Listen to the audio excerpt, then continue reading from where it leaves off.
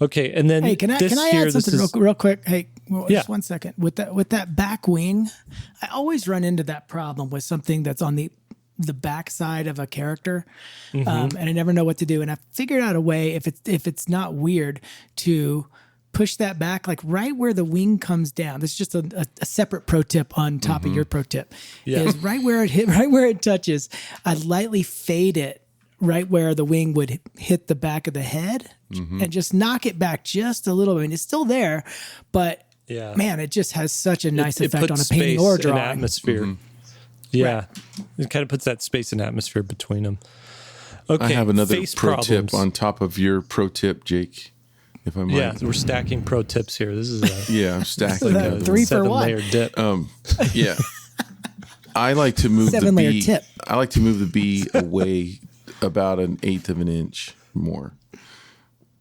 You do what? Just move the B back like 1/8 of an inch. Oh, yeah.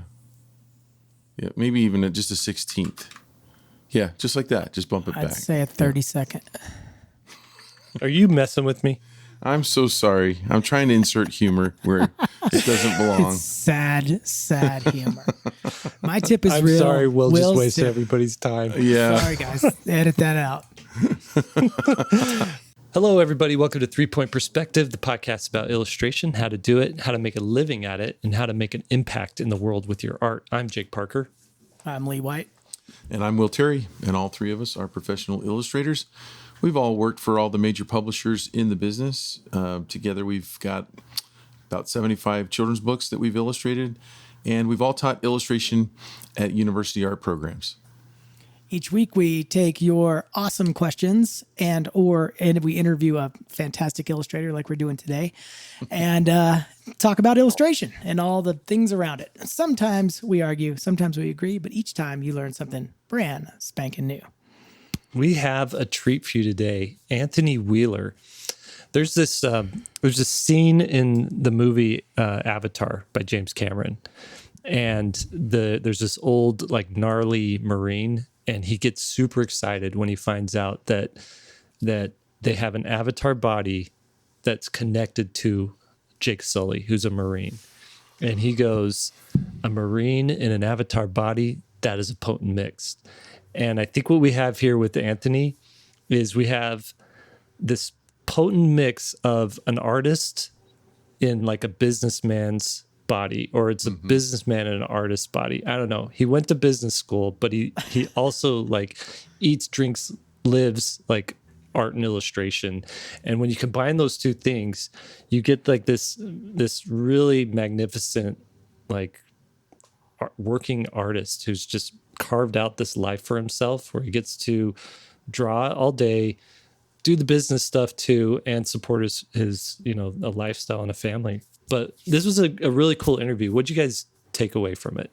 Well, I did have some points, but now I'm nervous to make them because of your out of left field Avatar reference. Yeah. I don't know where that came from. Now I got to dig deep. No, it was good. That was a good reference. It looked well rehearsed and practiced. He's kind of like Jurassic Park in a way, you know? Oh, really? Like, yeah, he's just like now. eating everything in front of him, just like just going for it. You know, it's like a theme park, but with dinosaurs. What could go wrong? What do you think it was Anthony like, Wheeler. Lee? What do you? I feel like it was like Jaws mixed with Star Wars.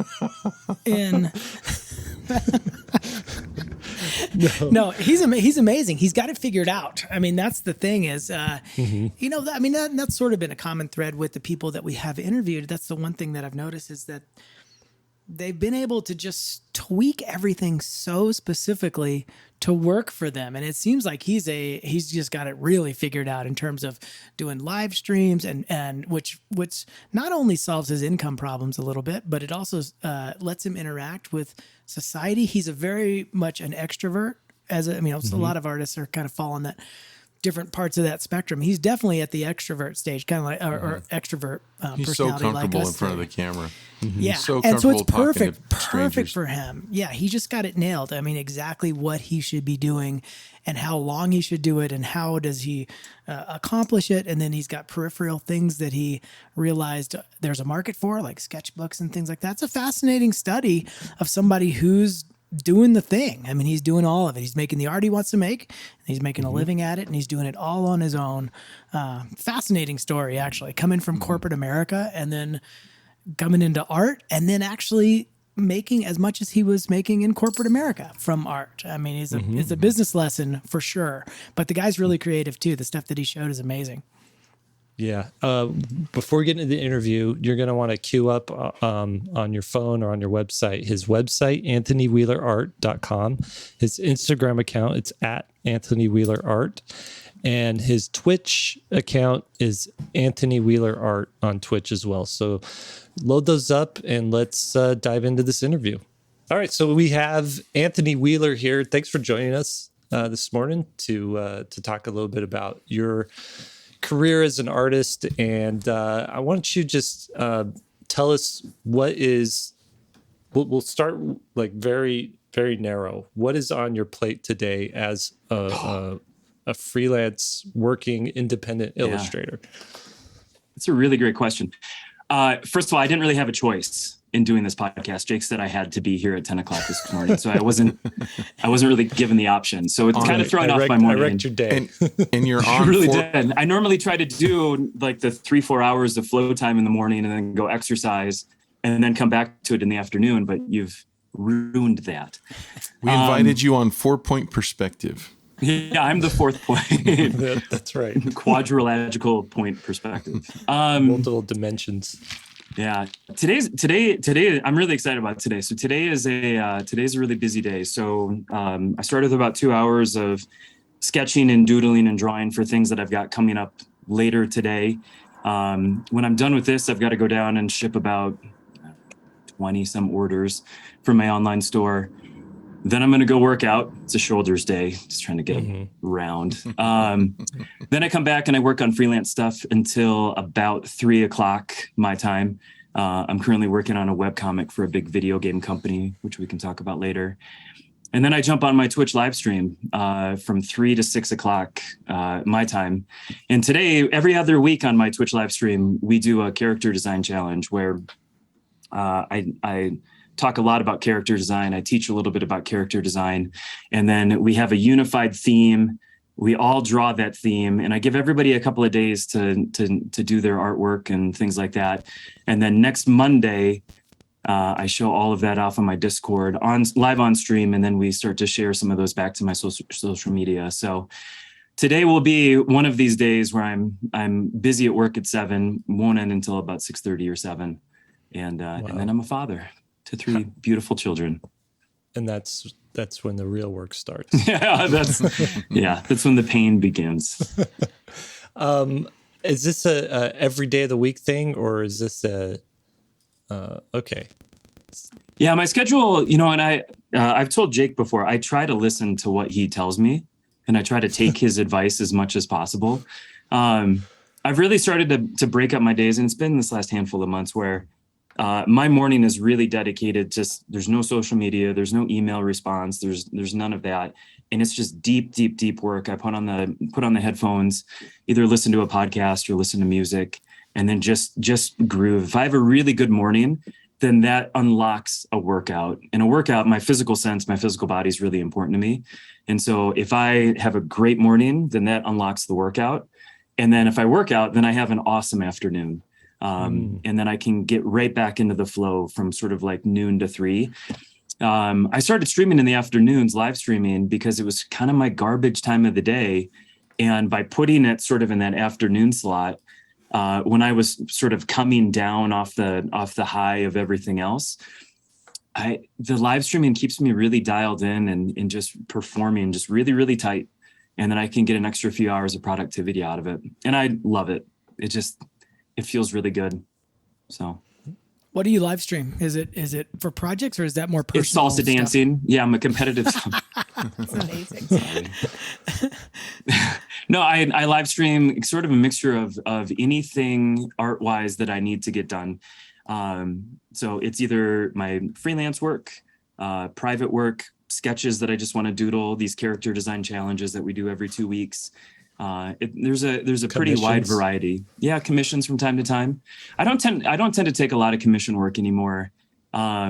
unless it's just egregiously high paying and super flexible, that I can just draw whatever I want to draw. Can you, I want to get back to live streaming, but on this subject commissions, can you tell them about this Harry Potter sketchbook? Yeah. What's Harry Potter? So I'm a big nerd. Visual, if you're watching wasn't very popular in middle school. No, but I love just, it's my favorite thing. Like, everyone's just got a thing. And that's my favorite thing. This last year I released a sketchbook that I sell in my online store. And it's been a really amazing project for me. Well, I have one customer who bought, who's been around for a long time. They bought 2 of the sketchbooks and asked if I could fill every page with Harry Potter characters, and they would pay me on a per page basis. And so I think we're 30, 40 pages in now. And yeah, Wow. So it's so great. just to be clear, he this is what was cool. Anthony put out a blank sketchbook. Yep. That's got, it's branded with his character in the corner on the Yep. cover. So you could buy this blank sketchbook, and it's the paper handpicked that he draws on, that he uses. This is what you're seeing him drawing in live stream. This is kind of really brilliant thing is anytime you're drawing and people say, "What's that sketchbook?" You say, "Oh, this is my own proprietary sketchbook, and I have copies for sale in my shop," and people go buy those. But then I can't believe, like, this one guy just was like, here's this blank sketchbook. I want it filled with Harry Potter characters, however long it takes you, and I'll pay you per page. Yep. It's awesome. It's going back to some of the streaming stuff, it's just allowed me, A, to have a ton of creativity with it. I love the characters in the world, but B, it also fills time when I'm live streaming, or if I'm kind of in the nooks and crannies between other things. And then there's a monetary value to it as well. But beyond that, and this is kind of, we talk about this all the time, it's how do you do one thing, but you get compensated on it, or be able to show it or share it multiple different ways and multiple different times.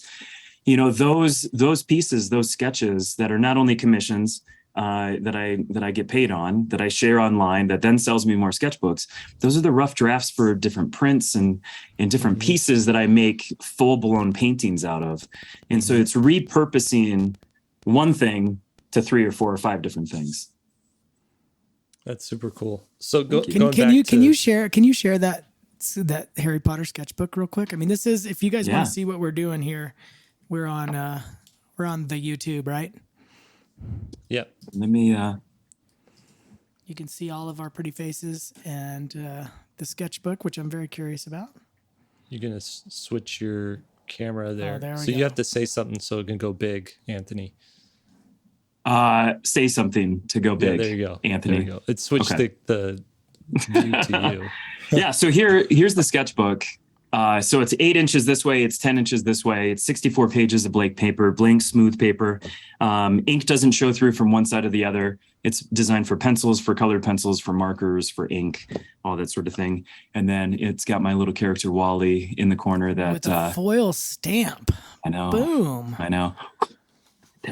But yeah, here's before we get into this, 1 second, I just noticed that when your image got really big, how in the world are you in the middle of that cartoon? Yeah, it's just. Why do we not have these professional graphics? He's just over there on the side. We're a whole company. He's over on their side kicking our butt with all this stuff. Yeah, it's Twitch magic. He's in this little cartoon for those of you guys who are just listening. There's like a Grim Reaper. I'll explain the magic. Don't give it away. This is proprietary. This little character is in the middle of a cartoon while you're watching his head talk. He's in the middle of this little cartoon. It's the coolest thing I've ever seen. All right. Sorry for the distraction. Okay, I'll take that compliment. Absolutely. All right. So here's the sketchbook if you're watching the live. If you're just listening to this on your podcast machine, the illustrations are great. Just trust me. So this is Professor Trelawney. This is Luna Lovegood. This is Professor Umbridge. And I'm super inspired by Mad Magazine and Cracked Magazine. And so I'd love to sneak in extra little side characters in all of my cartoon work. This is Professor Sprout with her mandrake, and she's got these big old earmuffs on. This is Professor Dumbledore, and there's another little Cornish pixie, doing the same thing that Dumbledore is doing. Nice. What are you doing to add color here? So this is ink and Copic markers. Okay. Yep. Fresh.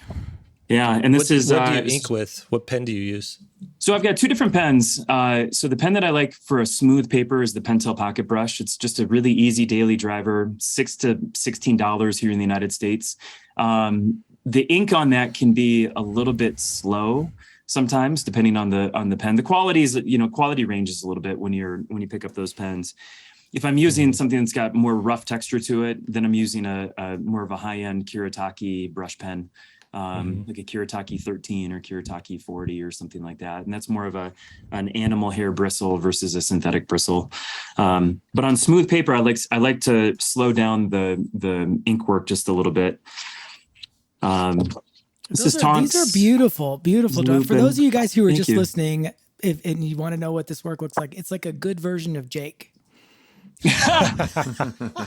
It really is. Sorry, I will take that. I will take that compliment all day. I will take that compliment all day. It's a version of my art that has care and thought put into it. Those are this gorgeous. podcast is never coming out, is it? Jake's gonna bury it. So going back to Twitch or streaming, you're streaming. Yeah.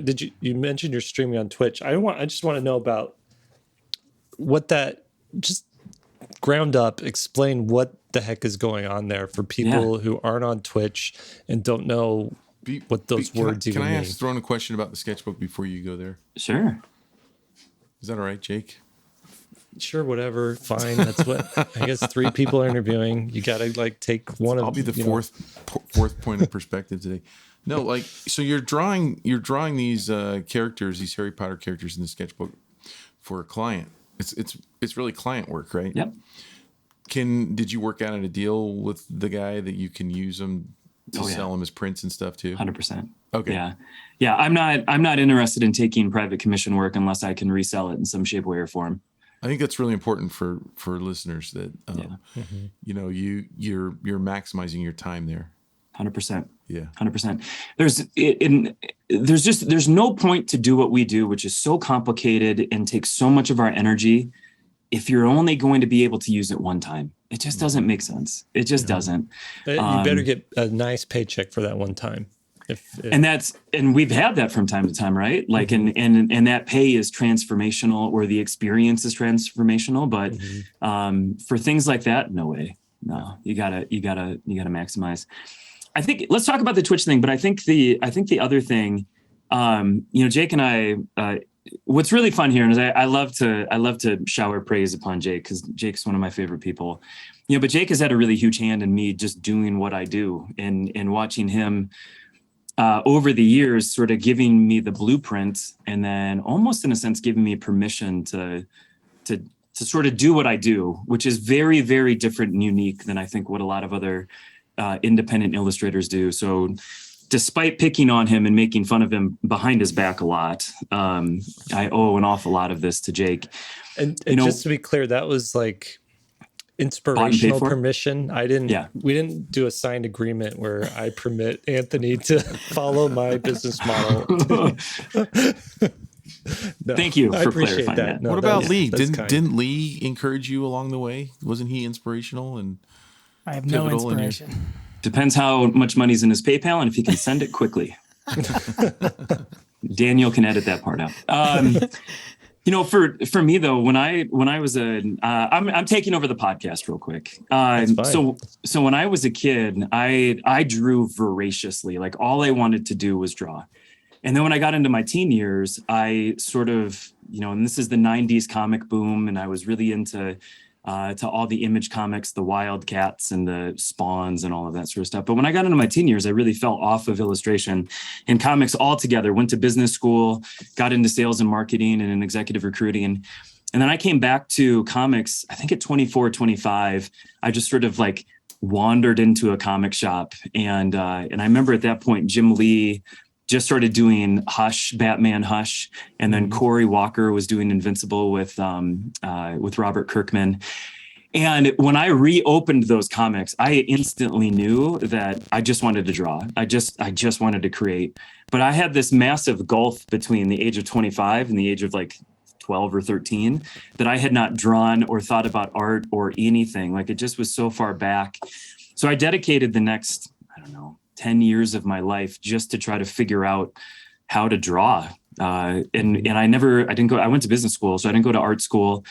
I didn't have anybody in my sphere of influence who was really an illustrator, who really understood sort of what I was trying to accomplish. My goal was to draw professional comics, and it was, and I was so far away from all of that. And I was buying every possible, anatomy book and perspective book, and I was listening to podcasts, and I was listening to Jake, making YouTube videos and be on podcasts and posting on blogs. I don't know if you guys remember blogs, and listening to Scott Kurtz and the Webcomic Weekly guys, talk about just comics and independent illustrating.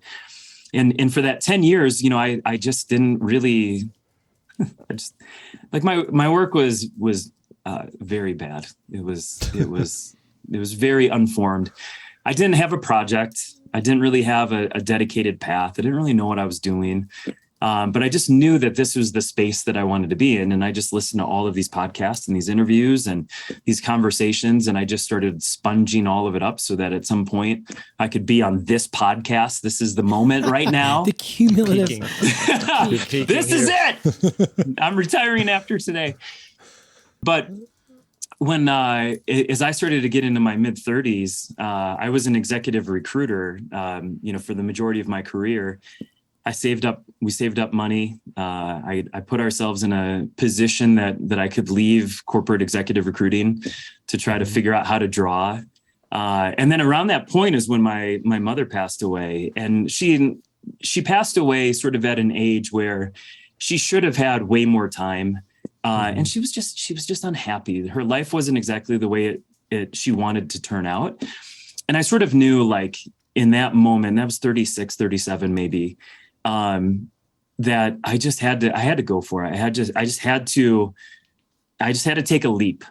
And so the day before I put in my notice to my executive recruiting, or to the company I worked with or worked for, and I had been kind of off ramping. I was quietly quitting, I guess is what the younger folks on TikTok say. Right. We found out we were having our third baby the day before I was going to leave a 6-figure salary and try to draw full time. And again, if you look back in my artwork from 2016, 2017, A, it's almost non-existent, but B, what's there is garbage. And it's just was uninspired and uninteresting and things like that. And so we had kind of an oh heck moment, like, what do we do? Mm-hmm. And luckily my wife had an awful lot of faith in me. And that's we'll go back into the Twitch thing here in a minute, but she had enough faith in me to know it wasn't where it needed to be, but we could get there. And around that same time frame is when I started to be better friends with Jake. And I showed Jake some of my work. And to his credit, he could have said, Anthony, not a good idea. Go get that job back right now. But to his credit, he gave me an amazing critique. I showed that critique off on my Twitch stream the other day. And it was a transformative conversation about how to think through shape, which is something that I had not been doing previously, despite trying to sponge all of this information up. And based on that conversation is when I was in 2017, somewhere around in there, I decided to do the Inktober drawing challenge. And I knew, based on the conversation that Jake and I had about my artwork and where I wanted to go, that I should do that challenge. And I should see if I could figure anything out. And I had previously tried to do a very bad version of Jim Lee or, pick any awesome comics dude or dudette. Yeah, Rob and Liefeld. It stunk. It stunk. It was just horrible. And I decided in that Inktober in 2017 to go back to the thing that I loved the most as a kid, which was comic strips and cartooning and Calvin and Hobbes and Garfield and The Far Side and humor and comedy and things like that. And I just started cartooning. And that's sort of the inflection point of like when everything changed. And when I started to get a lot of joy out of my work, when my Instagram and my online social following just ballooned out of absolutely nowhere.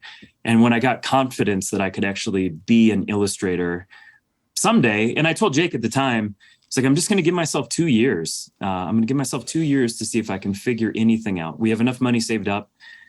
I'm just going to try it. And now it's 6 years later, and I'm on this podcast and my moment has arrived. That's incredible. So like today, your day is chock full of art related tasks. 10 years ago, what was your schedule like? I was a full blown executive recruiter for a Fortune 300, working with the CEO, COO, recruiting top level strategic talent into the business. So my day was dominated with telephone calls, with strategy meetings, with sourcing candidates, cold calling candidates to see if I could bring them into the business.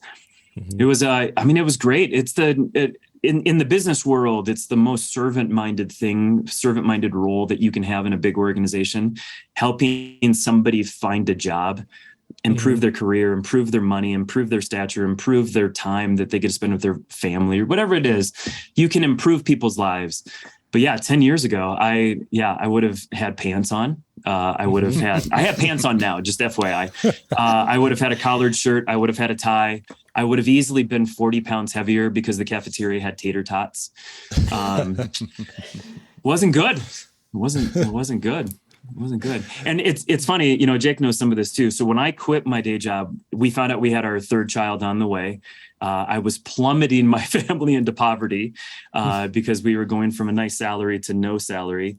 Around that point is when my oldest son, who was 8 at the time, started to display some really kind of scary neurological things. He had a seizure the day after we got our son home from the hospital, from the NICU, and he was in the NICU for 3 weeks. So like the whole, it's such a weird ramping period. It's like, found out that we were having our third child. That child came 7 weeks early, was in the hospital for 3 weeks, and then oxygen for a few months because we live at such a high elevation. That child comes home, and then my oldest has an epileptic fit, puts us down a path of 8 to 10 months of neurological testing, genetic testing, the scariest stuff of my entire life. And so my freelance career didn't start nothing started for almost a full year. Wow. I was full of anxiety, depression, fear. I was terrified. Luckily, the things that they were really worried about are not as impactful as what they were concerned. So we're doing really pretty good. But it pushed back me starting this whole process of learning how to draw by a long time. Do you wish you had waited another year to quit, or was that probably best that you did it then? It's like the universe, no matter what you believe in, the universe told me it was the right time. I would not have been able to handle a high pressure career in sort of the executive field and have a newborn come early who weighs 5 pounds, who's on oxygen. And then I have a son that they told us that, and he doesn't have this condition, but he told us that he was probably not going to live past his 20s. Wow. Wow. And had I had a real job and had to put pants on, like they would have let me go. Like it was messy. It was really messy. You'd be there physically, but not mentally. Yeah. If even that, there were so many doctor's appointments and genetic appointments and all of these things. And, luckily what, we found out over the course of the years, he has this really weird sort of sleep epilepsy where his mind is really just vibrating rapidly when he sleeps. And we have very little epileptic seizures during the day. Very, very, very little. We're super lucky. But now we're going through puberty, and now some of that stuff is manifested again. And so things have been stressful this last 6 months, but it sort of is what it is. I like how you said we're going through puberty. That it is. It's like if one kid in the house is going through puberty, everybody's going through puberty. Have you not heard my voice squeak? It's very squeaky right now. It's very squeaky.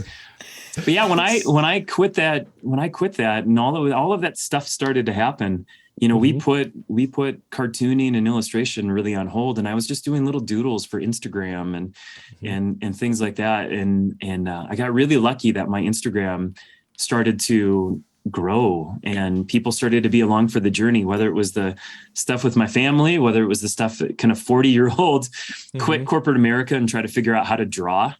And I got really lucky. How much growth did you have on Instagram that year?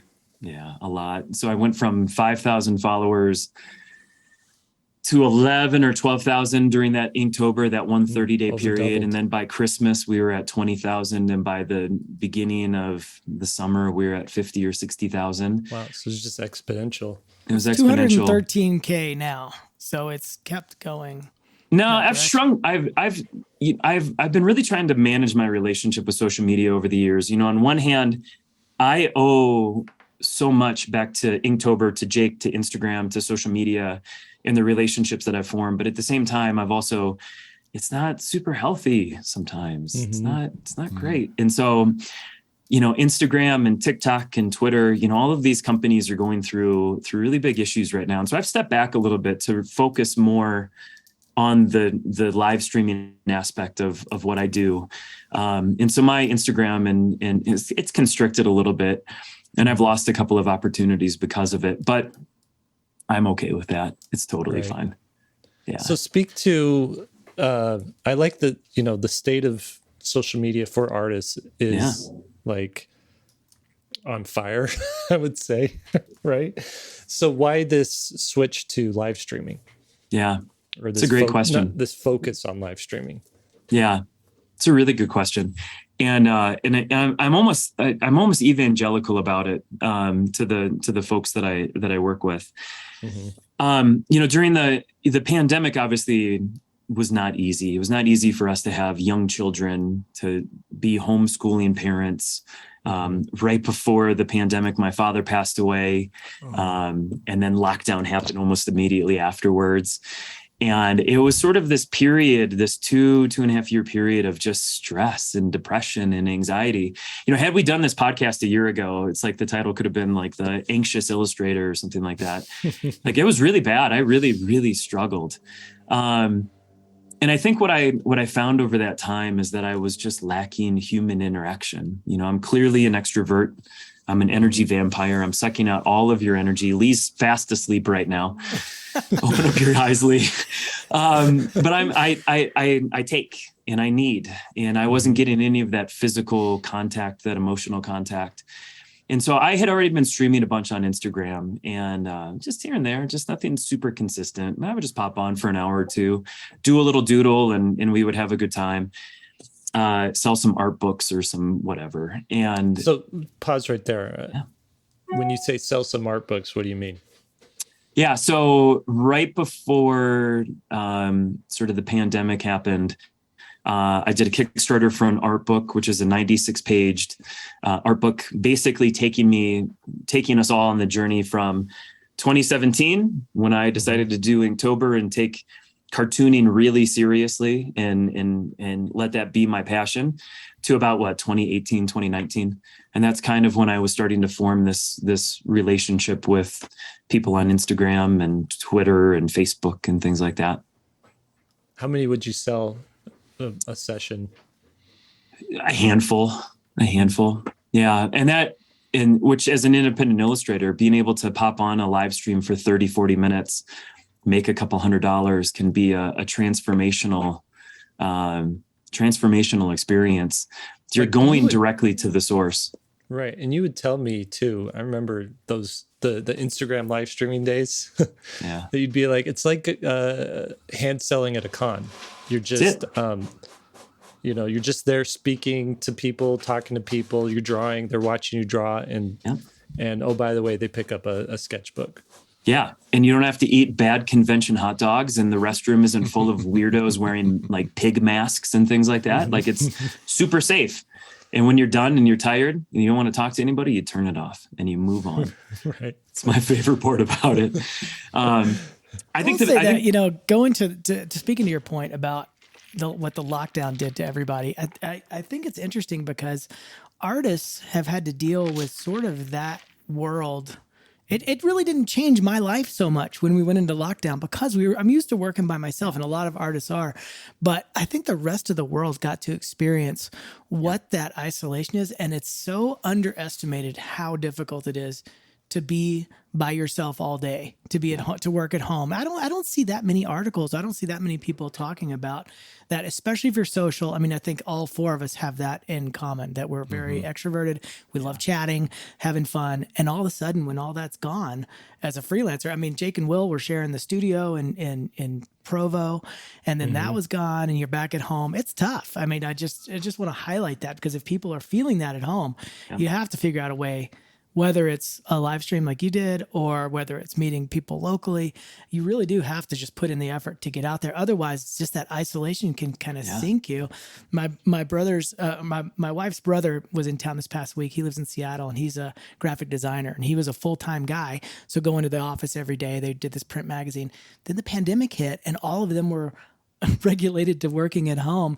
And he'd never done it before. And we had this big, long conversation this weekend about it, about how hard it is to do that and stay motivated and get an organization to your schedule and all that stuff. So I don't know. I just wanted to kind of highlight that if some people may be still feeling that, or just trying to figure out how to navigate the home life and being a work at home kind of person.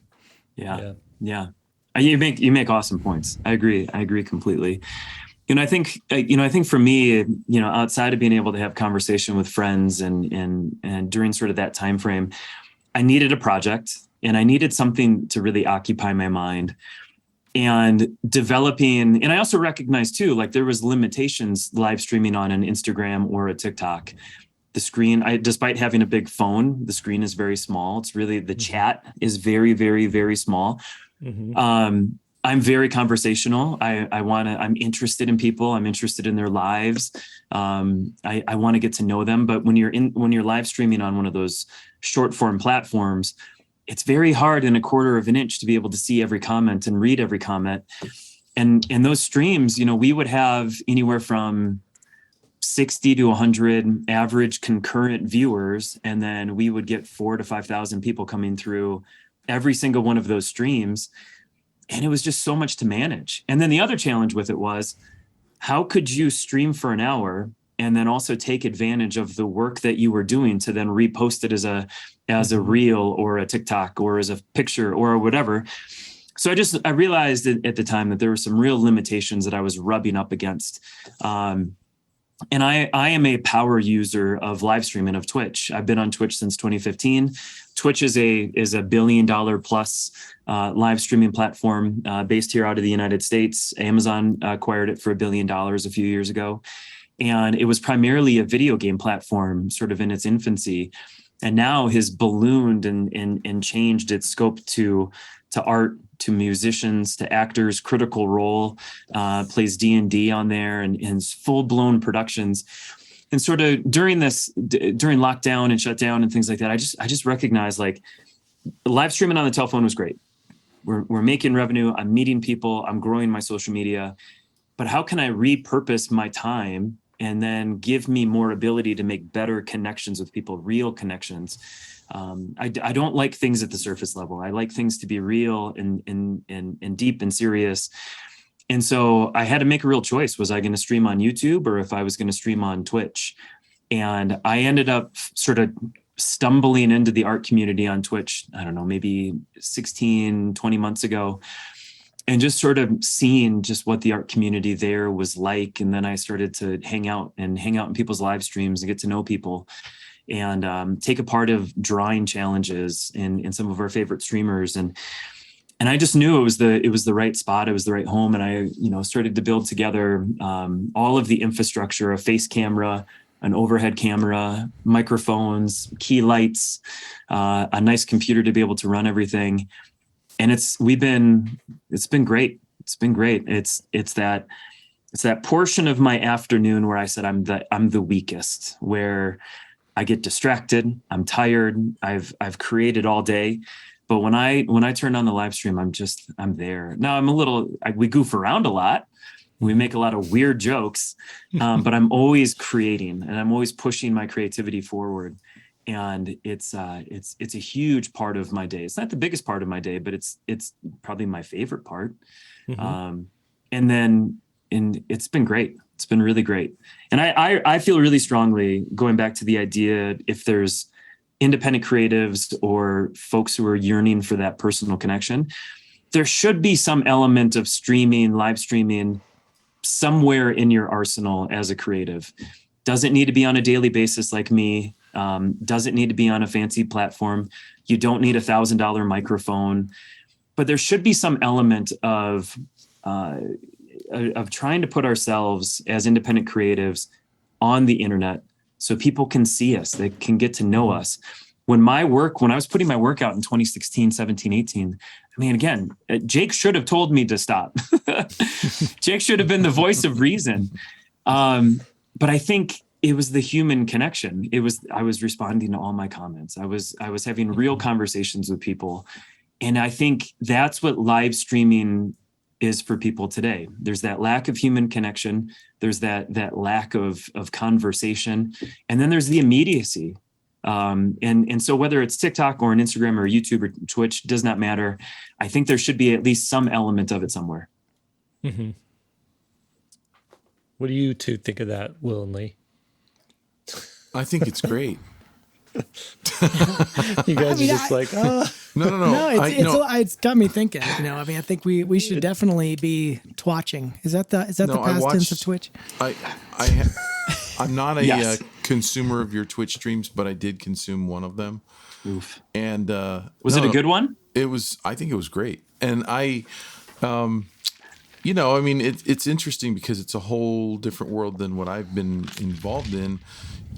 We first met going to conventions. Yep. And I can see it as a really good extension of your, the work that you're selling at conventions. And also you have a personality for it.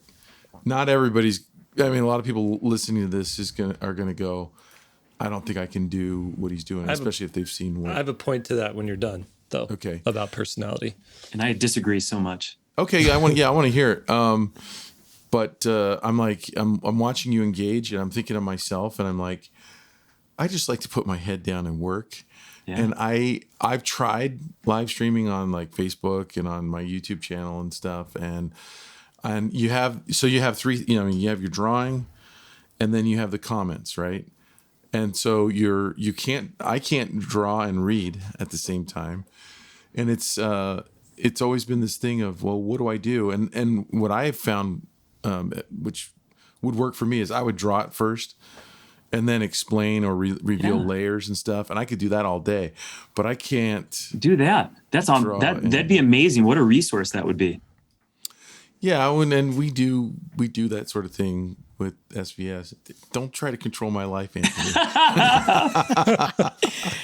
Well, what's great about all the live stuff, whether it's pre-record or pre-built like Will's talking about, or it's live like Jake likes to do, what I find that's interesting is people, they don't respond to the thing I think they're going to respond to. They'll respond to some little thing like, oh, here's how I mix these two colors together. It's something I don't even plan on being part of the lecture, or clean a brush or pull up a adjustment layer or some kind of thing. And they'll be like, wait, what did you just do?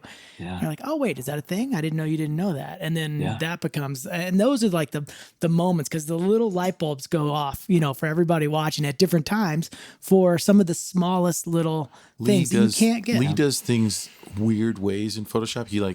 He expertly researches weird ways to do things so that people will ask, how'd you do that?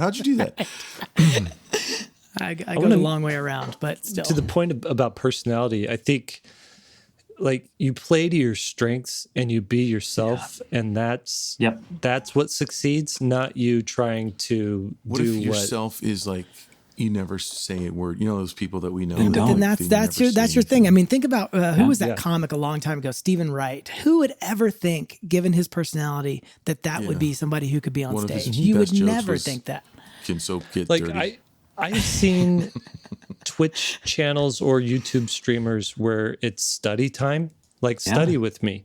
And someone will roll up and say, hey, okay, for today, I'm just studying. They're like a college student. I'm going to be studying this, this, and this. I've got a test tomorrow. And so that's what I'm going to do. And let's do a 3-hour study block. Let's go. Boom. and then it's just a video of them studying and researching. You could see what they're looking at and what their notes they're taking. And oh my God, I can't imagine. and That's a people in the little too far comments- for me. no, but I'm just saying there's people in the comments are like, all right, I'm studying too. And every once in a while just pop in and like, hey, how's it going? What, and then they're back to studying and whatnot. And it's like, that's an approach. You could do that with art. You could do that with anything. I would So hate it to have doesn't- that generic film going, because then you guys would see how little I actually work. I It also would just be wanna- an empty chair. I also wanna point out- It goes back to the human connection, though. And there's Yeah. 330 million people in America. There's 7 billion people on the planet. There's something for absolutely everybody.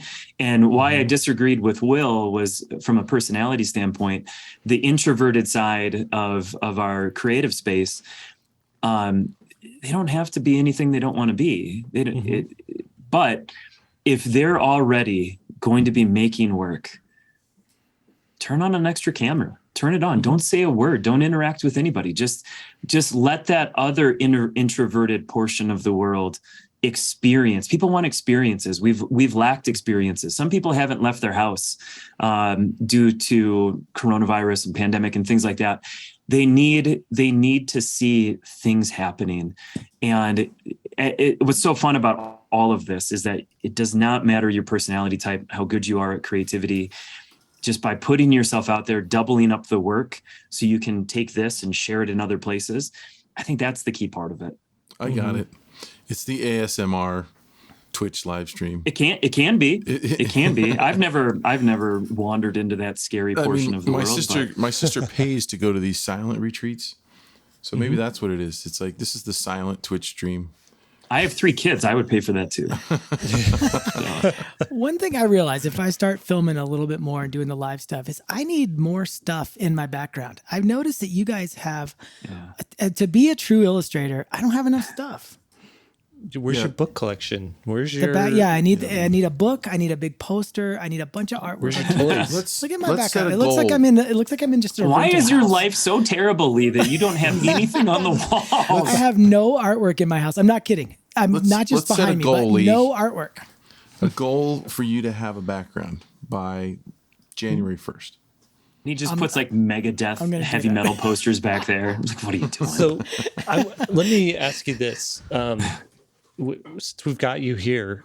We've got this idea, and by the time this episode drops, we'll have done it twice. So this is people listening now will have experienced and can see if this plan is going to work or not. But we have this idea called how to fix your art, and we're going to test it out in the months leading up to next year to see if it works, if we like it. And the idea is it's a weekly live stream where we take artwork that 4-5 people have done, and each live stream is devoted to one specific component of art. So like today we're going to work on composition, and we're just going to show how 5 different illustrations, people who have done these illustrations, could fix their compositions. And the idea would be that it would start with a quick lecture. Here's what composition is. Here's proper composition usage or whatever. Yep.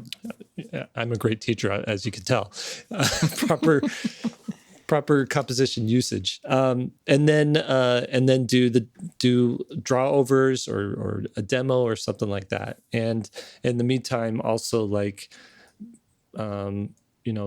be taking questions from the chat or looking at what other people are curious about and what they're wanting to learn about, and taking note on that for future things. Is that like, would that be something that you think would be received well, and what would you do to make it better? Yeah, 100%. I think it would be received really well. We do a version of that every other Wednesday on my Twitch stream with these character design challenges, where I teach a little bit about character design, basic fundamentals. We're talking shape language, color theory, tone, texture, silhouette, movement, line of action, things like that. We give everybody a topic. We all create that. And then if people ask for a critique or a draw over, then the following week, we can go through some of that. The feedback that I've gotten in those sessions, and this is why I think your audience would be like beyond, would love it so much, is I've had people come back, and I know all three of you have had the same things, that people have come back and said, I've not drawn for 10 years, for 20 years. I've been scared to pick up a pencil. I have so much anxiety about drawing. But the ability to break things down, to show the simplicity of what we do, how shapes take over, or to provide some of those key points and being able to describe it in ways that not only the absolute rookie creative all the way up to the person who's been doing it for 30 years, who has 1,000 books out and things like that. It's so important. It's so important. The other portion of this, and I was thinking a lot about this the other day. I was watching a video about Mr. Beast. Mr. Beast is I assume everybody in the world knows. Tell us who is Mr. Beast. Yeah, he's this. Yeah, exactly. Well, how many subscribers do you have on YouTube? It's like 100 million. No, way more than that. That's yeah. But he's like, he's the guy that's stay in this circle for the last person to leave the circle will get $1 million or something. Yeah. Yeah. And those are kind of humble beginnings from sort of catchy videos to that. But now the big thing, and this is, I think, where all of us need to go, have to go. And this kind of goes back to what you're talking about with the live streaming.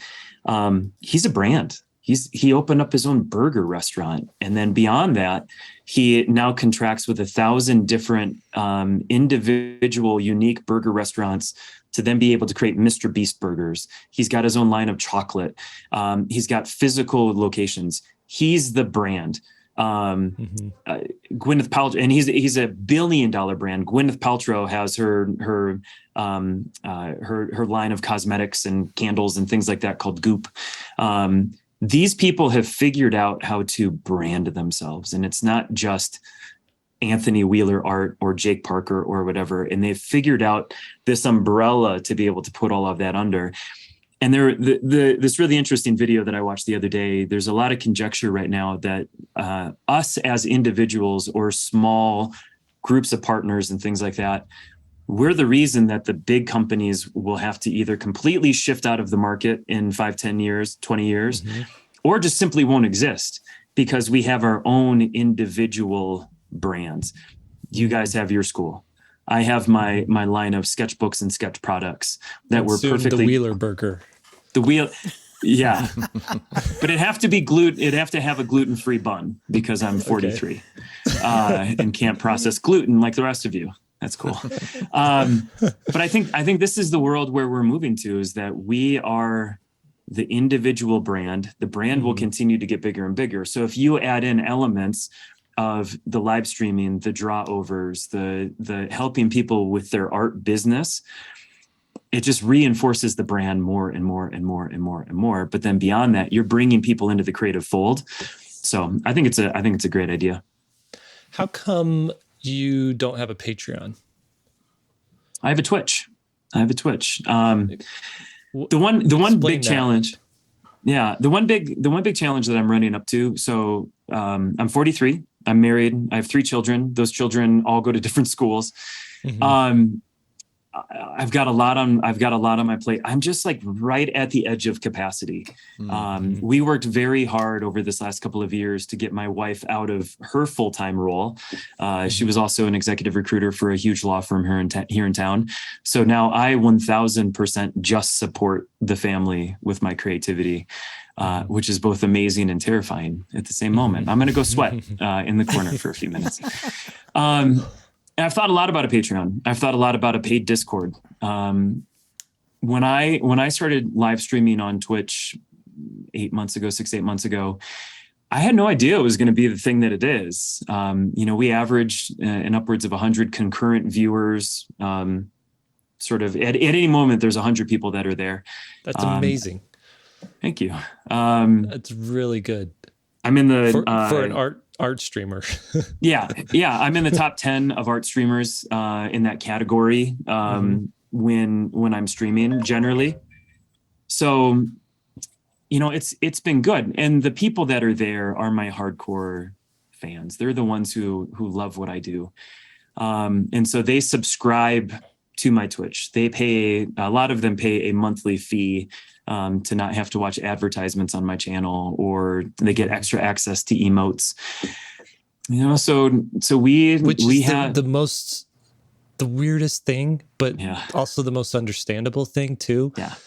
That like I remember listening to the interview with the guy who created Twitch, and he's like, they want emotes. All right, we'll give him emotes, Yeah. and that is, it really does. It's like it's this little badge of honor that you can use Yeah. these specific things that other people don't have. I think it really speaks to like something deeply like archaic inside of us. It's the collectability of it. It's the community aspect of it. It's the tribe aspect of it. It's a being a part of a thing. And the way that I have visualized it is, for right now, this is my thing. It might change. I'm not married to the platform.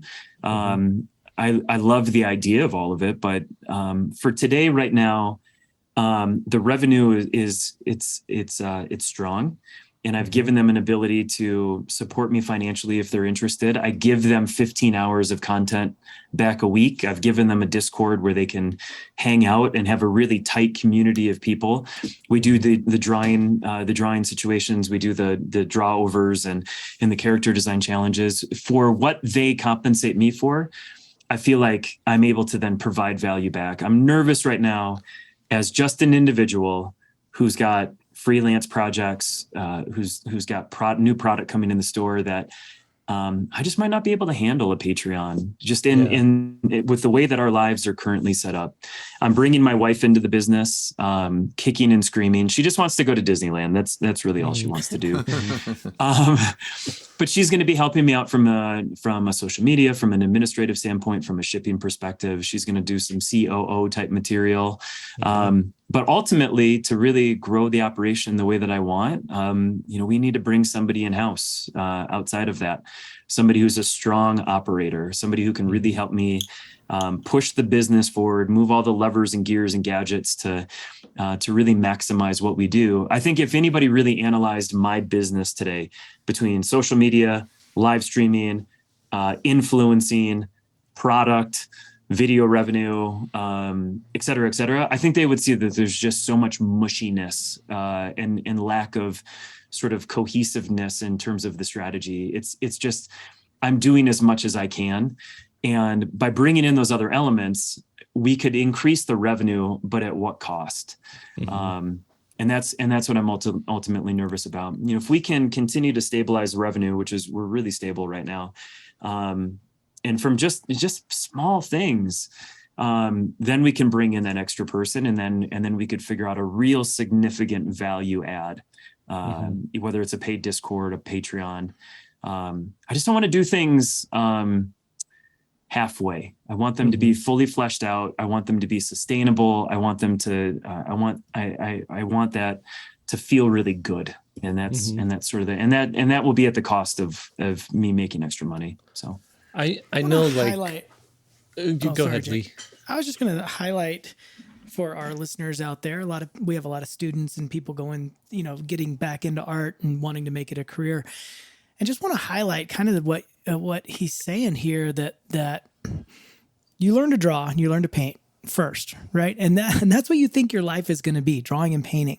Yeah. But what it becomes, for at least the four of us I know, is that it becomes, drawing's part of it, but then it's like, okay, how do I sell it, and where do I sell it, and who's going to package it up? And it's all these things that go along with the business. And it is tough to balance all that out. I find that sometimes drawing is like the smallest part of my week, and it frustrates me. And I've had to fight for those moments back, because I've got 100 prints that got to go out, and they all need to be packaged up and shipped. And then I got, I'm working on a contract for a publisher and all that stuff. It just eats up a ton of your day. And I just wanted to point it out, because a lot of people think, oh, I just wish I could draw all day. Well, so do we. But we don't. Our days you can draw all day, but you'll make no money. Right. If that's all you do. And I haven't even talked about the Kidlit picture book, chapter book stuff that I'm aggressively trying to work my way into, because the rest of it is taking up all of that time, Right. It's a balancing act. And a lot of it is not drawing. It's figuring out how to be a business person and how to make it work. And you need to think about that if you're starting out this career, is not just how good am I at drawing and painting and what you're saying in your art, but then where's it going to go? Who's going to get it? If you want to make a living at it. Yeah. Would you say, where are you at now with all these different revenue streams, has it matched your previous income or your previous career? Yeah. Okay. So it took how many years to get to that point? That's an awesome question. Yeah. Again, my path is very different than I think a lot of people. And so there's a lot of caveats and cutouts here. Privilege we say too, and stuff like that, right? Like everyone's dealing with different a deck of cards, right? That's it. We all have a lot of things. It's just, mine all happened in like a 5-year period where sometimes other people's gets theirs spread out. So when I left executive recruiting, again, I gave myself that 2 years. My revenue in those first 2 years was under $30,000 total. But that wasn't the plan. And in addition, sick kid, epilepsy, all that stuff for my son. So it just wasn't part of the conversation. The next couple of years was the ramp up period. That's when I started doing Comic-Cons. That's when I started having an online store, selling much more private commissions and art books and product and merchandise and things like that. Yet at the same time, I had a toddler. I didn't have a lot of like real capacity, and my wife was in the position to support the family from what she was doing in her role. And what that did is it allowed me to really take a couple of steps back and just do what Lee was talking about, just the drawing side, just to learn how to get comfortable with my art and not feel like a fraud and things like that. And because we knew that the business was an upward trajectory, that it wasn't stalling and plateauing or falling back. And then when I released the sketchbook this year ago, it's been a year ago, I guess, if I look at the calendar, gave us a lot of confidence that we could extricate my wife from her day job. And and so we've been living off of one single salary comfortably, but there's challenges there for the last 5 years. And now with everything that I do, I've replaced that salary. But, freelancing, independent illustrating here in America is not for the faint of heart. My mortgage is $2,600 a month. My health insurance, because I have a son with special needs and debilitating, medicine requirements, we pay $3,000 a month in health insurance and medicine right now. It's a lot. It's more than my mortgage. And, so we've had to really reconfigure our lives to do all of this. The other thing that I think is really important too is money. This is a great conversation to talk about money, but money's not, money's important because it's how we eat. It's how I put this $12 t-shirt on. It's how I get creepy Peter Pan dolls that are back there staring at Lee. I'll send one to you. But, ultimately, we only have like a finite amount of time on this planet. Some get more, some get considerably less. Watching my mother pass away at an age that I thought was altogether way too young and not having a fulfilled life. And then watching my father who passed away, but at a much older age, and he lived a really fulfilled life. And these two things are very different and they push and pull. And so, I think as long as we can continue to support the family financially, ensure that my children are going to be set up for success throughout their lives. Like if my oldest son, he's got really severe dyslexia because of the epilepsy. If he's never in a position to read, I either want to be able to give him a job on my team here, what I do, or there's enough money behind the scenes that he just doesn't need to worry about it. And he can have a very unconventional, non-traditional life. But, doing what we do, it's like we get to go pick up the kids from school and we can drop off the kids at school and we can be a part of the field day and we can go to Red Robin at 2:00 in the afternoon. That's a sponsored plug. They paid me to say that. But we can take our kids to a restaurant right when they're done with school and we can do that. I think that it's more important for me to be able to have a little bit of that flexibility as opposed to all of the revenue stress and pressure and fear and all of that. Yeah, that's huge. I mean, would you rather me just answer with one-word answers from now on? No, I think all three of us are pondering, that is a pretty good balance out. I mean, you just want to do our podcast for us. I'm going to welcome to 1 Point Perspectives with Anthony Wheeler. Well, have you found that it's cheaper now that you guys aren't both going off to work somewhere? Yeah, to some degree. You don't have to buy as many nice clothes. gas. We're gonna have to get our Is wives that a together, dick? 'cause Are you saying my generic black T-shirt is not a nice T-shirt? I'm saying I want Lee to prove he's wearing pants. I'm not proving that. I can't. I want the mystery. I was going to say we should get our wives together and complain about us, because what your wife is doing is exactly what my wife started doing a few years back, probably 5 years ago. And that's got some stories. My wife did early on with SVS too, and then she's like, "Get someone else. Get Lee's wife." Yeah, this sucks. That's true. We did. We got my wife to do it. That's cool. Well, I appreciate you coming here and talking to us and kind of throwing off your groove for the morning I'll just share this. These are billable hours, so I'll just bill you back for the time. No, there's a lot of takeaways here from talking with you. So we really, really do appreciate the time you've given us here today. No, I'm really appreciative. And again, I will say this over and over and over again. You know, I think Jake specifically, and then tangentially a bunch of people, Will included. I think because of what you guys have done over this last 10, 15 years, putting yourselves out there, allowing your story to come through and sort of your humanity to come through, I think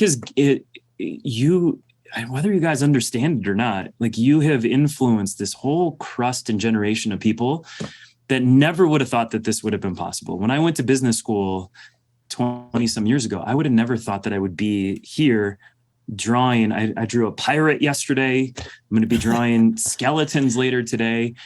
Like, I don't think you guys comprehend. I assume, I don't know. I don't want to put words in your mouth, but I think what you guys have done between SVS, your own podcast, your own YouTube videos, I mean, it's transformational. It's a lot. And it's that idea awesome. Where you give yourself completely and you share everything. You know, like, anecdotally, before we go, my father was a master model shipbuilder. One of the nation's most renowned scratch builders for making model ships. He had a very specific niche, but the old man was one of the most prolific in his space, and he never hid any of his techniques, any of his information, any of how he did stuff. All he did was he shared that stuff. And I think you guys doing this on a weekly basis, having SVS, doing Critique Arena, again, it's we might underestimate the impact. And the old man, I mean, he influenced an entire generation, younger generation of model shipbuilders who now get to use his techniques. And when I live stream and make Instagram videos, strange stuff like that, it's that idea where you sort of selflessly give yourself up, and everyone gets stronger because of it. And then the art community gets better and better, and then everyone prospers, either financially or creatively or whatever. It's super cool. A rising tide lifts all model ships. That's it. That's it. There's our outro. Are we going to record a podcast? You guys haven't pressed record yet, have you? Shoot, did I hit record? Yes. Okay, good. All right, man. Well, I think that's it. You guys, do you have any other questions? I think we're good. Yeah, I think that's good, man. Let's hang out. We live in the same area. Let's go do something. I can't believe this Jake is the only didn't way I connect us. could get you That's to right. like. I have to have you on our podcast for like this interface to happen. Yeah, we gotta go to, when we come up there, we'll go to that prison burger place. That what was it called? Prison burger. It's like some kind of like incarceration burger place or something. I want a Wheeler burger. That sounds good, even if it's Convict gluten-free. burgers, wasn't it? What was it called? I don't know. Yeah, I know what you're talking about. It's where we all met years and years and years ago. It's where I met After Dominic Denver Glover Comic-Con. and stuff is it like called? that. I have no idea. Jake's. Jake's not going to Dude, I remember. can't Jake even doesn't remember what he remember had for what- breakfast. Right. Actually, the only Impossible reason I can burger. remember what I had Impossible for burger? breakfast Oh, is there because I have Convict oatmeal every burger. day. So it's Smart just idea. default. Smart idea. An Impossible Well- burger is a meat-free burger. Well, it's not just so you that. know. Yeah, I know I'm a It's carnivore. not I that. need. It's like some kind of outlaw burger place. And a Wheeler burger is going to have the bun in the middle. Yeah. It's just greasy fingertips. It goes Well, patty, lettuce, tomato, bun, tomato, lettuce, patty. That's I could use that for my workout for sure. All the extra protein. Well, again, just know that you guys are awesome. Just know that you're doing amazing things for a lot of people, whether they understand it today or not. But if they watch enough of these and hang out with you guys enough, it's awesome things can happen. So awesome, man. Thank you so much for showing up. Thanks for having me. I look forward to being the fourth point on a regular basis. No, you're the third. Lee's now the fourth. I'm the fourth. I'm the straggler. All right, so that's our interview with Anthony. Again, super impressed with the guy. He's not only is he like good at what he does, but he's just like genuine and kind. Like you're not going to meet a nicer guy. Yeah. The way that like he didn't have to, but the way that he like complimented us on what we're doing, like I really appreciated that. Yeah, I got from that is like at the end with that compliment there, I need something for my background. I'm going to make myself a trophy. Best helper. Something like that. You know what, Jake? We should actually make the trophy for Lee. We should. We should. They sell. We'll make it and buy it, and you have to display it. There you go. We do have trophies here. Lee's pulling up half-assed trophy. Golden. Right. It's a gold half. It's the back half of a horse. That's the trophy that I won. The other trophy that I won is the goat. A donkey. Is like a donkey. The greatest of all time. So I need some more trophies. Anyway, he's amazing. He's super genuine, and I love that he lives in my area. I'm definitely going to go hang out with that guy. Yeah, you two are going to be best buds. I could see it. All right, so just a reminder, his website is anthonywheelerart.com, and you can find him on Instagram, Anthony Wheeler Art, and on Twitch, Anthony Wheeler Art. Do watch his Twitch every afternoon. Just pop in, see how it's going. It's fun. They're a goofy bunch. Can you explain how to do that? I've never watched a Twitch stream. I have no idea. Is that how do you do it? First, you have to have a computer or a phone or a tablet. So assuming you're not going to want a rotary phone. You're gonna no. You just go to twitch.com. It works better if you make your own account. That way you can follow people and get notifications. And then go to if you go straight to his page, twitch.tv/Anthony Wheeler Art, you're gonna get where you can like follow him, you could subscribe to him, but you're just going to get notifications when he's live. It'll send you an email or whatever notification thing you sign up for. And then join the chat, watch, follow along. I follow a few different artists on Twitch. And it's just, I haven't been on there lately, but like the last couple of weeks, because I've been doing very cognitive demanding writing work, and I can't be listening to people talk while I'm writing. But when I'm doing a lot of drawing where, it's like inking and coloring and stuff, it's really good background.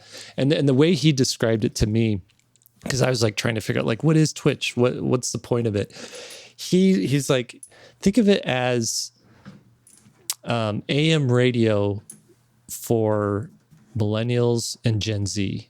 Right. It's you put on the AM radio, whether it's talk radio, whether it's sports, whether it's a baseball game, and you're listening to it. It's someone's in the room with you. This is for the Gen Xers or the boomers. Right. So the reason you listen to that is just to have something going on in the background to listen to and to engage with. And that's how a lot of people use Twitch. They just have it on so they feel like someone's in the room with them, and they can pop in and talk and comment on something, and that's how it's worked for me too. It's just nice to have like that going on in the background. Well, cool. All right, should we take us out? We should take us out. Let's all do it at the same time. Let's do it. All right, everybody. Thank you for joining us. Stop that. 3-Point Perspective is made possible by SVSLearn.com, where becoming a great illustrator starts. Your hosts have been Will Terry at Will Terry Art on Instagram and willterry.com on his website, Lee White at LeeWhiteIllustration.com and at Lee White Illo on Instagram, and I'm Jake Parker at MrJakeParker.com and at Jake Parker on Instagram. Podcast produced by Daniel Tu. That's Daniel TU. You can find him at daniel2.co. Keeper of the curriculum, thank you to him. Austin Shirtliff. Chief Operations Officer Lisa Fott, thank you to her. And a special thank you to Lily Howell, who does our show notes. She's our show note wrangler. Now, go draw something. So I've seen some mountain bike stuff at Green Mountain. Yeah. But it's open space, right? It's not it's not wooded. Is that correct? No, there's now a single tree on that hill. You can get like a good 1,500 feet of elevation gain. So like where I live is like 6,500 feet above sea level. So you can get up to like 75 or 8,500 feet, somewhere around up in there. But it's just all rattlesnakes this time of year. It's Really? 100% rattlesnakes. Really? I'm not going up there right now. Are you serious? Like it is rattlesnakey more than normal right now? Yeah. So they call it Rattlesnake Mountain. So when they were developing portions of Denver and like Littleton and Highlands Ranch and stuff like that, they would be digging all of these plots for houses. And they didn't know what to do with the rattlesnakes. And so in the 60s and 70s, they would take them by helicopter and drop them on the hill beside my house. Whoa. Why didn't they just kill them like they were supposed to do? Yeah, you're supposed to get them with a shovel. Yeah, back then you could kill don't things record without that. any recourse. It's like the pit in Raiders of the Lost Ark. 100%. There's vipers and anaconda in there as well. I didn't put Green Mountain and this location together when you said it because I thought you were in Utah for some reason. I thought you were around where Will used to and Jake used to be. No. I've never even met these guys. I don't even know who these guys are. No. It just showed up on the Zoom. Lee, I was just remember when I trolling said, Zooms, hey, and this you're is how I moving got here. remember when I said, you're moving to Colorado? Oh, I have a friend who lives there. He's like 30 minutes away from you. We got to set you two up. You didn't say who it was, though. I can't I'm the just friend. guess Did at too. that. Hey, friend. Oh, hey, Lee. Here's the thing. So do you mountain bike and do hike and do all that kind of stuff? Or what are you into? Hike, mountain bike. I'm very Ask him slow on about my mountain bike. frisbee golf. I'm frisbee golf. I'm like 20 pounds overweight, so I'm very slow. Dude, I could. He's All right. very That's much perfect better speed than for me. you at frisbee golf, Lee. But That's he's got impossible. youth on you, Lee. That's impossible. I just have turned a- 43. What's youth? There's physical age and then there's biological age. So physically I'm 52, boy. but biologically Here we I'm go. about 17 at my prime. Here it is. You're virile. And there's also mental age. There's the mental age. That's I'm 11. You're like 4. I like it. Yeah, we'll have to, dude. We will absolutely have to hang out. Oh, absolutely. Yeah, we're just getting to know the area. So yeah, love to hang out. That'd be fun. So I see Red Rocks from my bedroom window. So like when there's shows, we see the lights and Oh, wow. and everything. Sometimes we can hear the music, the way it blows over the mountain. We've been hiking a lot Above over in the that way the lately. hum of rattles from Yeah, the, you can hear. from the We've been hiking at what's that? Green There's Rocks. a beautiful hike. God dang it, I can't remember what the name of it is now. It's a little canyon with a stream next to it. Lair of the Bear. Yeah, that's 15 minutes away. Nice. So I've biked and hiked, and then once you get through Layer of the Bear, you take that sort of all the way around, and there's a whole nother set of trail systems on the backside of that. Oh, that's 6 miles awesome. up the canyon. So we You go two from have actually Rattlesnake bumped into Ridge each other. to We've Lair of the rubbed Bear. we've rubbed into each other. I was up in Layer of the Bear last season, and right when I got to the fork of the mouth of the trail, there's just this giant sign that says, "Warning: a bear has been spotted," and then it gives you all the criteria of what to do if you encounter a bear. And I was like, just like why? Like I They did call wishful it Lair of the ignorance. Bear for a reason. I mean, I know, but you don't really see a lot of bears around there. yeah, I've never And seen. they're sweet little black bears. But in this time of the year, like September, they're hungry and they're looking for warmth. Yeah, they eat the rattlesnakes. You've seen the bears like chomp into salmon? Like they don't Yeah. even skin it, they don't grill it, nothing. They Yeah. just The eat it heads. raw. They don't car. And they mostly eat the heads. Did you know that? Didn't know that. Is that the diet? Are you just now talking about your diet? Yeah. No It's a carbs and just fish head? fish head stew. No, seriously, that's where the most of the vitamins and minerals are. They leave the bodies. I mean, like you'll see in the stream bodies of fish and the head's gone. Look it up. Crazy. See, You they're just really, skeptical right brought now. down the I don't vibe, know. man. It sounds like the Russians, maybe. Will's just making this up. Something has something to do with Bitcoin. Take that clip out. Don't attach me to your vitriol, Jake Aloysius Parker. Should we start the podcast? Let's get going. Let's get partying. Now, there's 3 of us. We normally do a 2-man interview.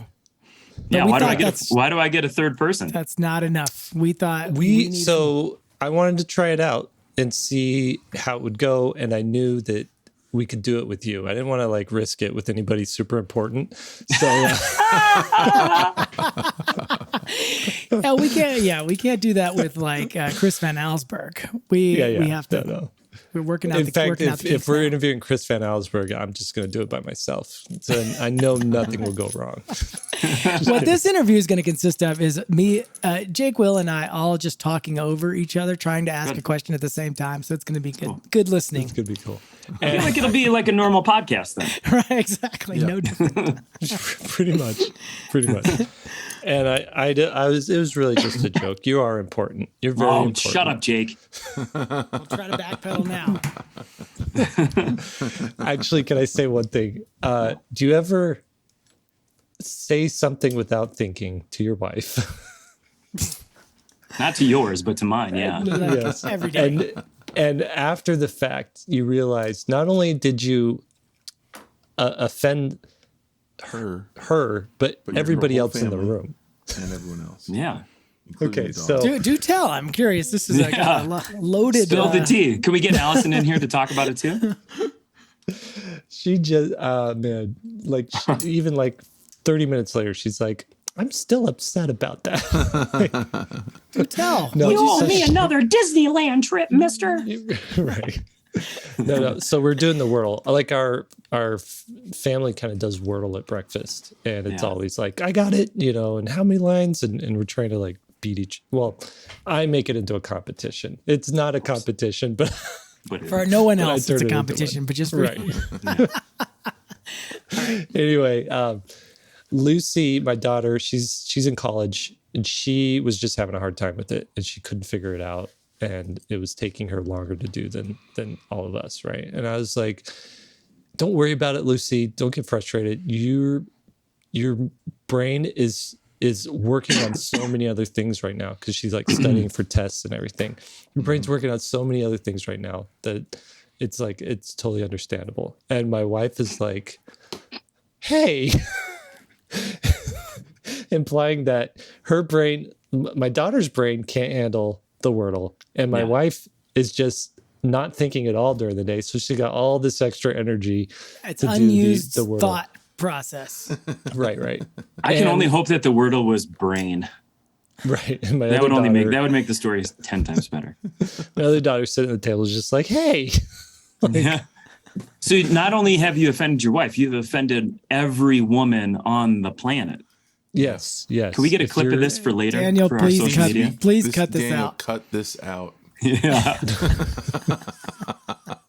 Anyway, I gotta say that's pretty mild for the stuff that I get in trouble for. That is the most mild version of offending someone. listen, in this house, you don't joke about intelligence. That's a no-go zone. My wife is over the last handful of years has become a notorious snorer to the point where I can't sleep. It's detrimental to my rest. These bags, Will, right there, that's from her because I can't sleep. So yesterday she went to the ENT to try to figure out what in the world is going on. So she found out that her tonsils and adenoids and all the guts in here are in a level that the person has never seen in their entire life. They're so swollen. So she comes home and she's crying. She's got to get surgery. She's going to be on her butt for 3-4 weeks. Getting your tonsils out as an adult is terrible. Right. My response, instead of consoling my wife, was like, oh shoot, I'm going to finally be able to sleep. No. Super smart. Because you're going to be on the couch downstairs. Yeah. So not only did I offend her, I offended everyone with swollen adenoids and tonsils. That's right. So Good job, Anthony. We're just doing great over here in husband land. yeah. All right, everybody. Welcome to 3-Point Perspective. Hey, can I share one thing before we get started? Yeah. Daniel, you can cut this out if you want to because it's all visual. But so my son, we're sharing family stories here, but my son is now in 6th grade, and the 6th grade groups with 7th and 8th here, and academics here is so serious compared to where we were. It's just like a whole different world from what 5th grade was, right? So it's real assignments and real classes, and all the stuff is like it's leveled up, and so we're having to look at his homework and really analyze it all. And so I pulled up my son's science homework the other day, 2 days ago, and I'm going through it, and they're studying different climates and different regions and the foliage and the fauna, what grows there and all that kind of stuff, water content. So very serious kind of academic stuff, even for 6th grade. And it says, "Can you please include a photo of the region you have chosen?" And his region is the Midwest, specifically the kind of Kansas plains. And let me share the picture. This is literally pasted in his homework that he's turning in. I couldn't believe it. It wasn't even a joke. It was like, this is like, and I was like, "Son, this is a cartoon." And he's like, "Well, it's hot there." It's a strong visual aid. Wow. I just could not believe it. And so I had to, at this moment when we saw this, we basically gave up on the academic scholarship potential. And now we're leading into sports. Yeah, it's fair. It's totally fair. Anyway. I was just marveling at how well drawn the fan was. Oh my goodness. Anyway, I didn't want to make fun of it. I didn't call him out too much in front of him, but because then I would have been in the doghouse big time, because he'd be like, "You're making fun of me," that was a serious attempt. Oh my God. Well, get this. So 6th grade is when we go through growing and changing and learning here. I can only imagine the visual aids that your son will come up with then. All right, let's get going.